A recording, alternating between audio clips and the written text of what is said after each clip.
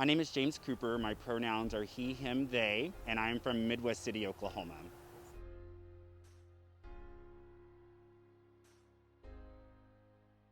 So, as I said, I grew up in Midwest City, in the rural suburbs of Midwest City, went to Nakoma Park Choctaw schools, and in some ways it was quite an ideal. While I was there, I had dreams of where I wanted to go next. I wanted to be a writer, maybe be a film critic, and then in some other respects, I cannot think of a single person who was out as LGBTQ in any of my K through 12 experiences.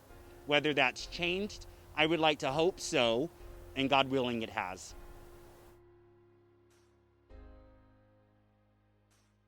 Sure. So growing up in rural suburban Midwest City, my father is, from Idabel, Oklahoma, African descent. My mother is from Texarkana, the Arkansas side, and European descent. They met in 1980-81, and that's barely 13 years after the Loving versus Virginia case, where interracial marriage before then would have been illegal. And so already my very existence is an intersection, right? Being queer, representing one of the most densely populated parts of Oklahoma City as a council person, my identities sort of intersect all across the board. But I suspect most people watching this or listening to this will know Ward 2 by the historic districts: Uptown, Paseo, where I live, the Asian District, historic downtown Britain, the Windsor District, Lake Hefner, the 39th Street LGBT District. And when I ran in my election, I never hid from who I am, and in fact spoke to the fact that I had written a history of the city's LGBTQ community 10 years ago, and that historic infrastructure investments were coming to that area as a result of community coming together, as a result of my work sitting there writing those bylaws with business owners and community members to create a district 10 years ago. And the reason I mentioned those other districts was that it was an easy case to make, being LGBT, to be able to say, and what I did for this district, I will do for all the others, because each district has its own backstory, its own exposition. And I think that there's a beauty in honoring what makes each area unique. I think for too long, not just in Oklahoma City, but globally, we erase difference rather than celebrating it. And Word 2 is just full of difference, and that's what makes us so strong.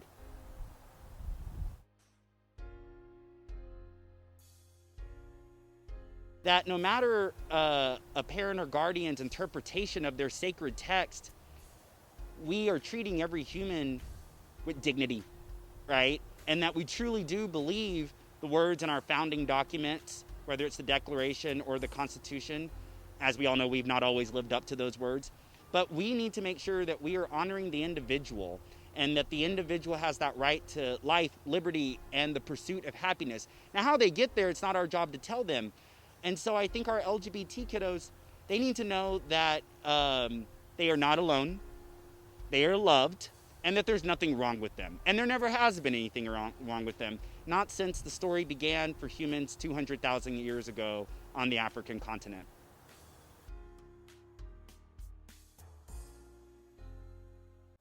I would say everything that the bullies are going to make fun of you for, everything, the way you walk, the way you talk, all those things that they're going to make fun of you for are exactly the things, as an adult, people will celebrate. Not everybody, because some people, bless their hearts, just don't get it. But a majority do. And you got to hold on to that. And I would say, as you figure out your attractions, and from age 6 they were already there, there is nothing about which to be ashamed. As I said, our story as queer people is as old as people.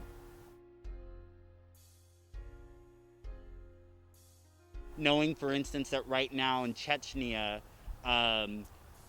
the policies of Vladimir Putin and the policies of the government of Chechnya. Now, remember, Putin's in Russia, but together they have done some horrible things to LGBTQ people there, and that this exists all across the world.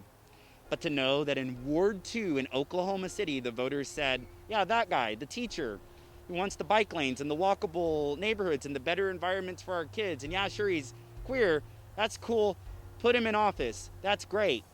That keeps me sane, to know that, I don't know, it gives me perspective,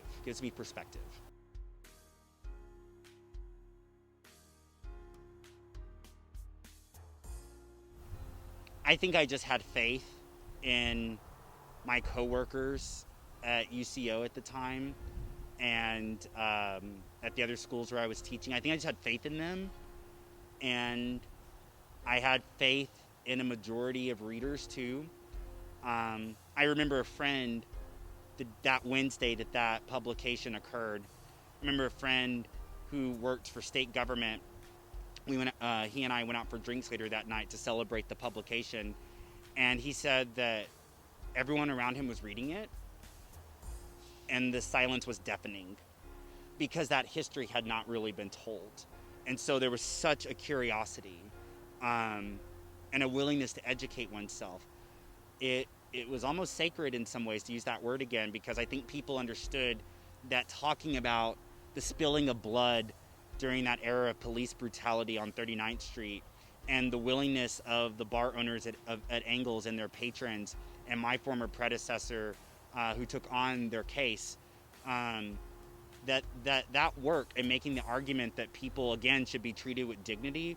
I think people understood that this deserved a reverence. But I will say, about 2 years earlier, when I wrote for the Yokali as an opinion writer when I was in grad school in Stillwater, and I came out in that paper. Now, I've been out for years, but I came out in that paper after hearing, I was a grad student, some of the undergrads had hosted a drag show there in Stillwater. Big show, well attended, hundreds of people.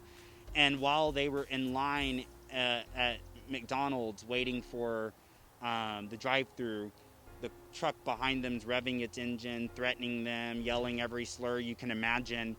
And these young kids came back and told me what had happened, and I just had it. And so I wrote, if this is what Jesus wants, then I think we've misread the text, and God help us. And I wrote it, and there was a fear, I have to admit, walking across that campus the next day. Because it wasn't just the 20-something thousand students, it was the alums, it was the businesses all around there. And yeah, that is scary. There's never a wrong time to do the right thing. And if that's how it ends for you, that's how it ends for you. And I'd rather go out like that than living a lie. That'll eat you up inside.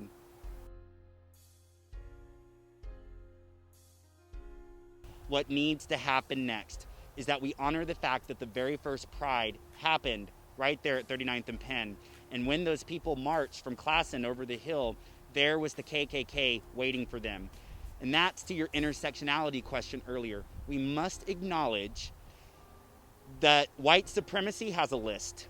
It is anti-anyone who Hitler did not think was quote-unquote human. That is who the marchers, as they marched over 39th Street, confronted that day, and outnumbered. And the work ahead of us is to make sure that we are always undoing the legal legacy of white supremacy, which means there on 39th, there needs to be restaurants, coffee shops, bookstores, a community center for our youth. And these things must be owned, operated by every single color of the rainbow. And right now that is not the case. Right now that is not the case across much of the globe. And that is how we will give our kids a safe space. We have about 6,000 unsheltered youth in this city, and we know that disproportionately LGBTQ folk make up about 40% of youth homelessness. We have to give them a space where they are safe from predators, from the external homophobia that we experience. We've got to give them that space because their literal lives are on the line. And so that district and its revitalization is important. But so too, we must carry this message of dismantling the legal legacy of white supremacy to every one of those districts in Ward 2 and all across this city.